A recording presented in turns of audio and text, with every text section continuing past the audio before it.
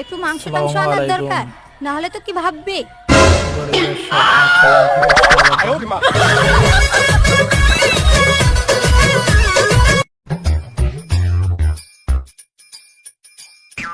তাহলে এই লোককে কি বলবো গুলোধিনী? বললাম যে বাড়িতে জামাই এসেছে, একটু মাংস নিয়ে আসো। এই যা মাংস নিয়ে এসেছে, এটা মেয়েকে দেবো না জামাইকে দেবো? আমি তো কিছুই বুঝতে পারছি না। আরে ভাই কিপটা এইরকম কিপটা না। কি ব্যাপার মা, তুমি রান্না থুয়ে বসে কেনে? কি রান্না করবো আমি তো তাই ভাবছি। কেনে? আব্বা মাংস এনে দিল তো, মাংস রান্না। হ্যাঁ তাই তো ভাবছি, তোর আব্বা যে মাংস নিয়ে এসেছে কি করে রান্নাবো তাই তো ভাবছি। কেনে, তুমি আবার রান্না ভুলে গেলে নাকি? রান্না আমি ভুলিনি, কিন্তু এই যে মাংস, এটা কি করে রান্না করব তুই বল। কি ব্যাপার মা, এইটুকু মাংস কেনে? আর মাংস কই? কি আজ 1 বছর পরে এবারতে মাংস এসেছে, এই ভাগ্য, আর তুই বলছিস আর মাংস কই? হ্যাঁ সে ঠিক আছে, কিন্তু বাড়িতে এতগুলো মানুষ, এটুকু মাংস তুমি কাকে দিবা? এটুকু মাংস তো তোমার জামাইয়েরই হবে না। হ্যাঁ সেটা তো আমিও জানি, কিন্তু তোর বাপ তো সব নিয়ে ভাবে না।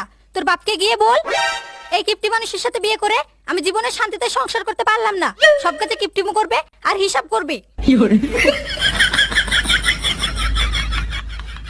লেও মা, ওইসব বাদ দাও, জ্বালিয়ে এসেছে, ওই আলু দিয়ে একটু বেশি করে ঝোল করে দাও। হ্যাঁ এখন তো তাই করতে হবে, এছাড়া আর কোনো উপায় আছে? লে আলু কটা বিনিয়ে দে, আমি মাংসটুকু ধুয়ে এলি। এইরকম যদি কিপটা শ্বশুর হয় তাহলে আর জামাইরা শ্বশুর বাড়ি যাবে না। আসো বাবা, এখানে বসো। বাপ রে, কত ভাত খুলেছেন! কেনে, এই ভাত কটা খেতে পারবা না? হ্যাঁ হ্যাঁ পারবো, আমি তো বাড়িতে একাই 1 কেজি চালের ভাত খেয়েলি। বাপ রে, তাই নাকি? আমাদের বাড়িতে তো 1 কেজি চালে 1 সপ্তাহ যায়।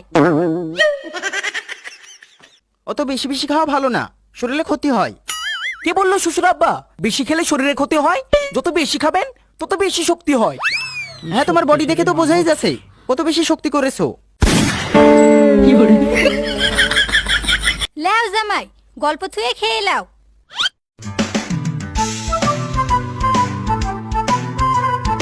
তুইও বসে খেয়ে লে না। না মা, ওদেরকে আগে খাওয়িয়ে দাও, আমি পরে খাচ্ছি। মা, আর তরকারি নাই? হ্যাঁ আছে তো, ওই দেখো মাংস আছে, তুলে লাও, লজ্জা করো না। আরে না না মা, লজ্জা করবো কেন? আমি তো বাড়িতে মাঝে মাঝে খুলেই খাই। কি ব্যাপার মা, ঝোলের মধ্যে মাংস দিয়েছেন না মাংসের মধ্যে ঝোল দিয়েছেন? কিছুই তো বুঝতে পারছি না। আমাদের বাড়িতে সবাই ঝোল বেশি খায় তো, তাই একটু বেশি করে ঝোল করেছি। বেশি বেশি হ্যাঁ যা ঝোল করেছেন